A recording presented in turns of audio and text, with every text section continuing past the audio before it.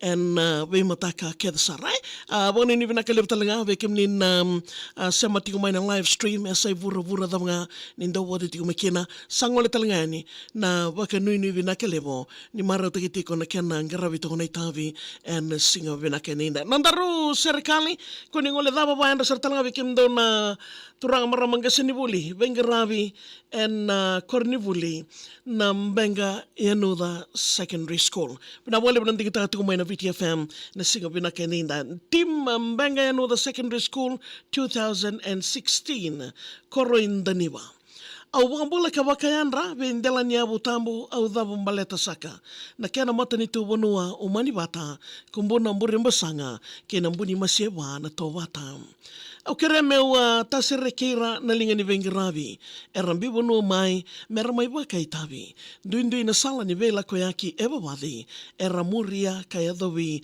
mbenga yanuda secondary school yani waka yatu ongo mesa na ndolawa taumanda na kena taku sovitu na lomani wasa se yanu dhava lake takasa matasawa enamoka madhuata salamata malomani yango mata sarsara wanua mbula ka sautu lomolomara wonga nindomo rui kawa itaka tonge salome team bai tongai kina na yadana Sambiu konamuka ena yakavi singa kena vimbaravi sokoravita.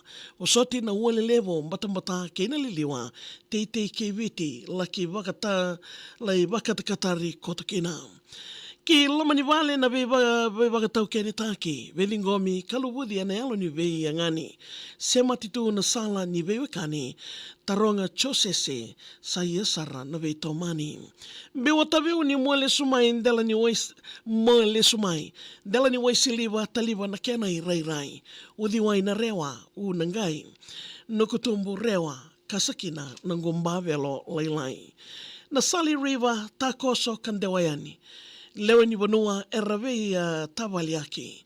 Radolata ngalu wolinga na non reitavi itiko mai wale levo kenandau sawaki. Wanua lubu wasuma erandau bogatoka. Vendam bimbi mbula karuimboida.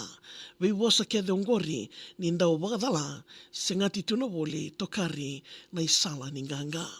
Edandra sa wakadamberi mekilai. Vele utaki na mbenga yanuda se secondary rindokai. Merawuli na kawa ke mbenga kawabuai linga watu alena na muni wakatulewa e waka moto ni sai. Tailevo nonlenga au na dhimbitaka koto. Tolu na kena tarambu erto sambiu koro.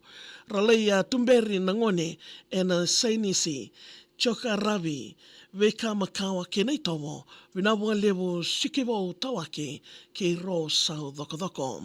Ma ena naimbole ni tambu wakasuka. Ndona kena tangani ni mbenga erambuto wanua. Mera teiwa kingele na ngone kayala matua.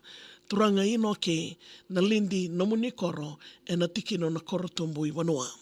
Isa na wikango aunga ina numa. Tuisambeto chone e na maravunda.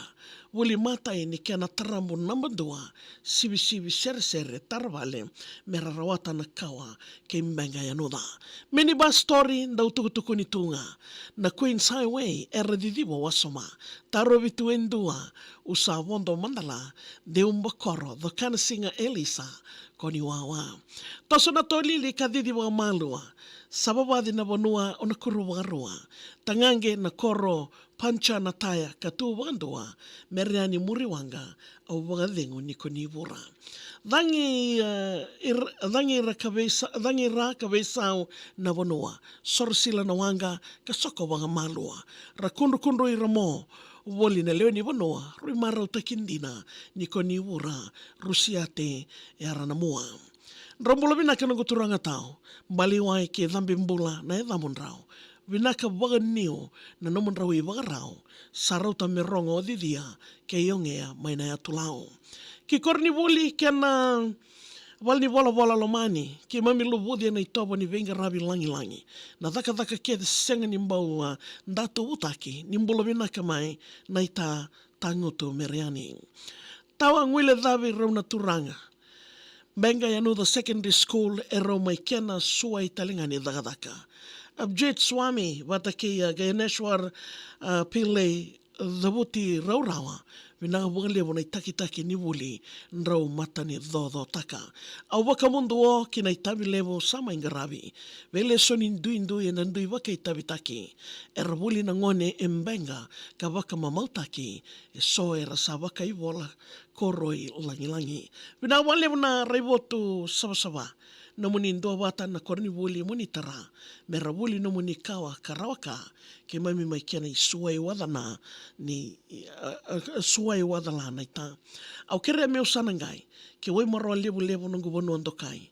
Where the road se o Marine City na i vosa andokilai. Ke o mata kilai au. Gai send request na mai. Ave kemni na ndobo de tiko mai na nondaru serikali mai dingo mirotiko e na nondaru i wasa ninga una ni vakatawa e na mataka vinakani kua. Wanu ni vinakelebu ko talangani wale dava gena